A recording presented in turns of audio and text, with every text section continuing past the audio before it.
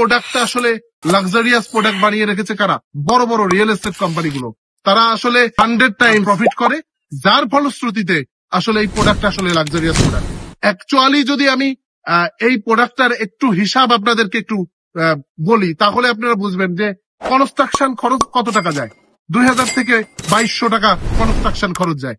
আর জমি যদি আপনি নিজের একটা কেনেন, তাহলে সেটা যাতে আপনার 600 থেকে 700 টাকা স্কোয়ার ফিট, অর্থাৎ 2700 টাকা স্কোয়ার ফিটের মধ্যেই কিন্তু আসলে আপনার একটা ফ্ল্যাট রেডি হয়ে যায়। কিন্তু এই প্রোডাক্টটা ঢাকা শহরে আপনার 10,000 টাকা স্কোয়ার ফিট হিসাবে বিক্রি করছে।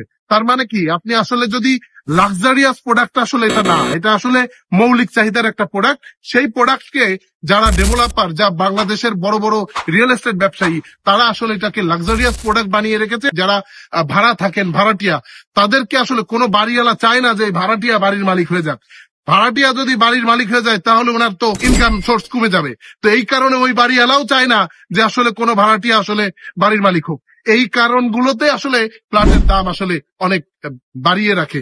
যেটা আমি করছি সেটা হচ্ছে একেবারে দরে, অর্থাৎ বাজারে কনস্ট্রাকশন যে টাকাটা খরচ হবে, এই টাকা দিয়ে আপনি জমিটা প্রথমে শেয়ার কিনবেন, আর এরপর কনস্ট্রাকশন খরচ দেবেন। তার মাধ্যমে আসলে আপনাকে একটা লাক্সারিয়াস ফ্ল্যাট দেবো ইনশাল্লাহ।